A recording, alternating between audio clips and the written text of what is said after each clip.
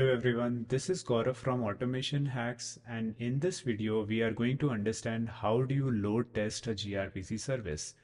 So I've written a blog on this earlier in newsletter.automationhacks.io. You can go to load test a gRPC service where we will just unpack the entire process. I'm not going to go through the entire blog here, just wanted to leave it out there in case you prefer reading more than watching the video. Um, so what are we going to do here, right? You have been seeing the get features method that we have unit tested and end-to-end tested. Now we are going to start to dump some load on that given method. And for that, we are going to use Locust, which is a popular Python-based load testing framework. We are going to actually write our test using Java and Locust4j. So let's just flip to IntelliJ and we can get started on this.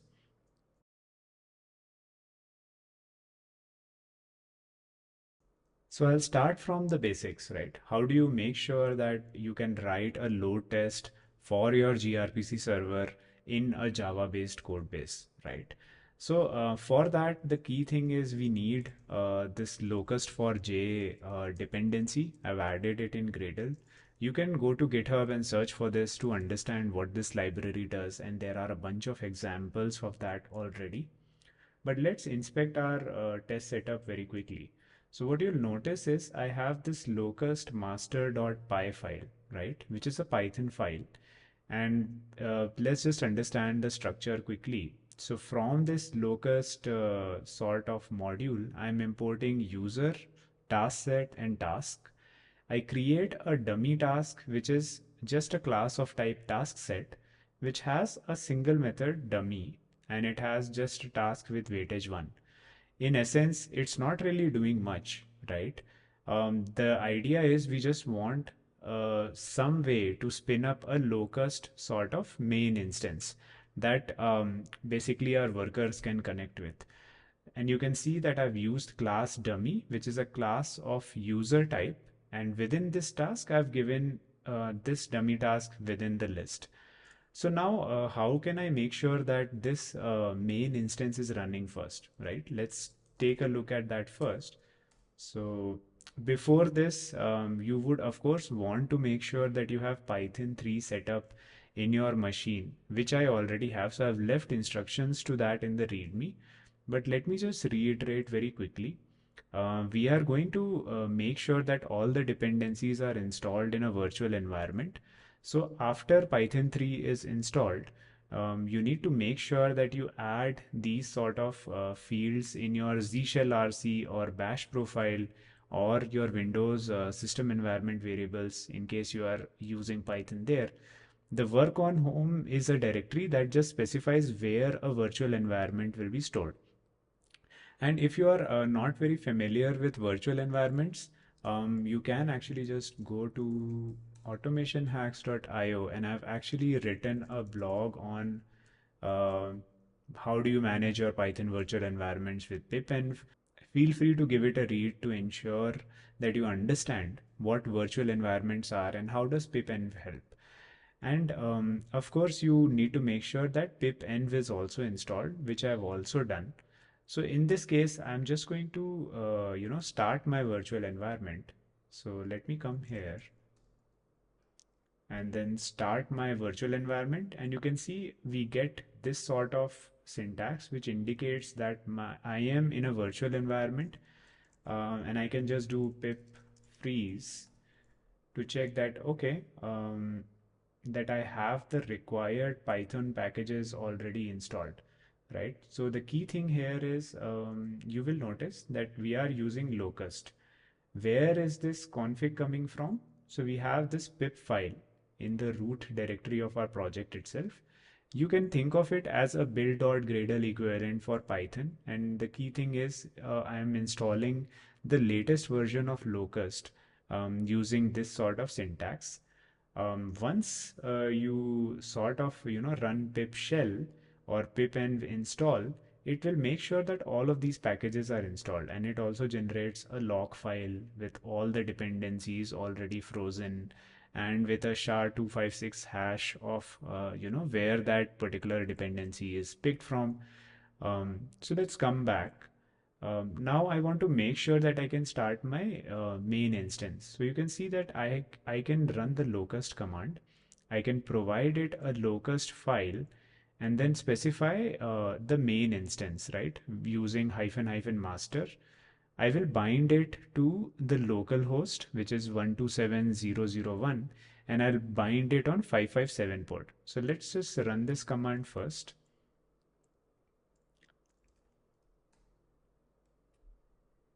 Okay, so what you can see is it started a web interface for Locust. So let's come to this. And you can see right now our Locust main instance is ready to accept workers and start load, but no workers are registered, right?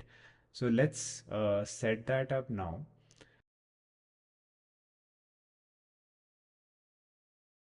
So within our entire package, you'll see that there is under root guide perf, I have basically a root guide load gen. So let's just understand what this is quickly. So what you'll see is root guide load gen is just a Java file that will configure a set of locust workers, which will essentially do an operation, and we will be able to repeat that operation multiple times using locust framework. So you can see there is this get feature load method where I'm configuring locust master. In essence, I'm using locust.get instance, and this locust is actually coming from, as you can see, the locust4j library. And once I get the instance, I set the master host, port, and the maximum request per second that this particular instance should support. These are all coming from some variables which I've defined here in the constants file. As I said, a good practice is to keep them in properties file and just write a wrapper that's able to read that properties file and set it in your system properties. But for convenience, I have it here, and as you can see, it's already running on the same instance where I expect locust to be running from. Now it just creates an instance of locust, and using that I call the run method, to which I'm passing one task. Now what is this task?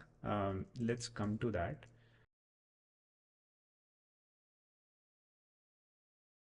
So you can see there is a get feature task. I've kept it under tasks package within perf itself. And this is basically an instance of abstract task, which is coming from locust4j. So here I create the client first. So I create the test client, which you saw in the previous video, which will make a live over the network call to any given gRPC server. It's also running on the same port. So you can come here and you can see that I have the server running already on 8980 port. Now I expose a method that is able to tweak the weight of a given task in case I want to give, say, preference to a certain task above others. And I also have a getter for it. I just give it some name like root guide.get feature. Now coming to the main block, this would appear very familiar because all I'm doing is I'm using some dummy data for latitude and longitude. I'm creating a point using the same proto sort of builder. Now I record the start time using getTime method here. This getTime method is just a utility method that I've written. This is which is taking system.nanotime. That's about it. Let's come back to it. Yeah. So what are we doing next? We record the time and then we just make the call. So you see client.get feature, right? We are making an actual call to the gRPC server and we are getting a feature in response. Next, we also record what was the time it took for this particular call to finish. Now I do my assertion here so that I make sure that, okay, in case I want a scenario where certain calls will succeed, certain will fail, I can create my tasks accordingly. And then I do some basic calculation of how much was the response time with end time minus start. For the given response, I also get the content length. And then I use locust dot get instance, which will give me the singleton sort of instance of the locust, which is currently running in memory. I can record it as success in case everything goes well. For the get feature, get the name of it, persist it, and also store the response time and content length. So I have, as you can see, record success and record failure. So you could imagine a test where I can do something that causes the API request to succeed, and I record that in Locust. If it fails, then I will record a failure. I can have a dynamism like that. But now, given that I have this task, let's make sure I can register this worker. So I'll run this main method now, and all this main method is doing is it's creating an object of newgen. It's calling get feature load, which instance is giving me this locust instance, right? And we already saw get feature task. So let's come back to locust and refresh it. You can see now I have one worker here.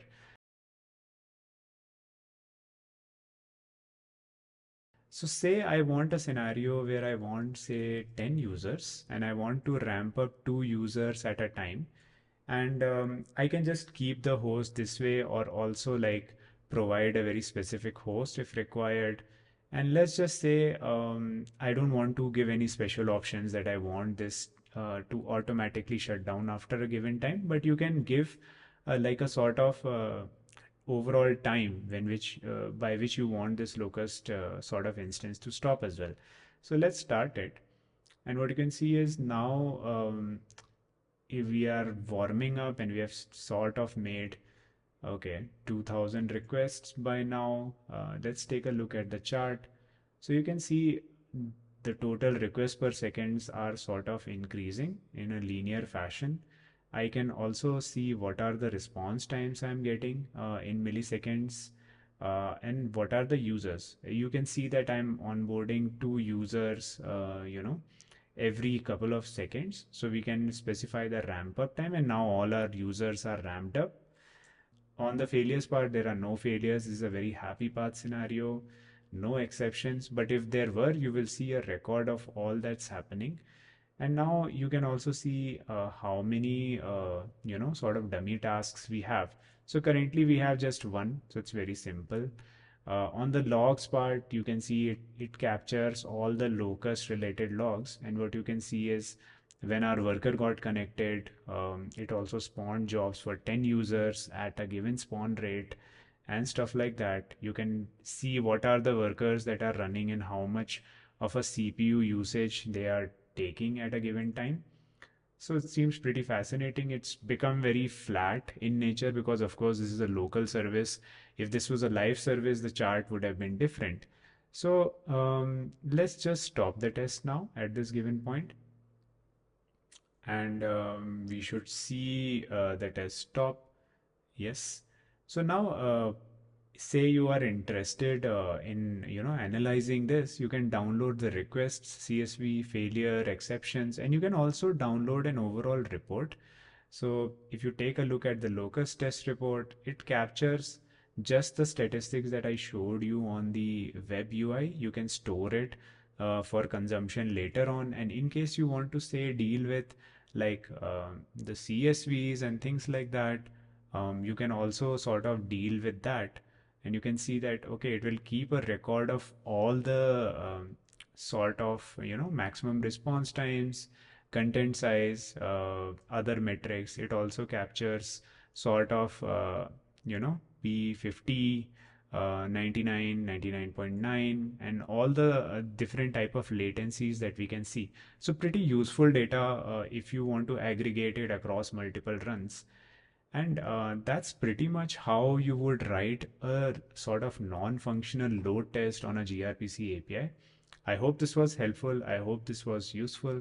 In case you found it helpful and you learned something new, please feel free to give this channel a like, share, and subscribe. Subscribers and likes, of course, motivates me more to create more such content. And I look forward to see you next time. Thank you for watching.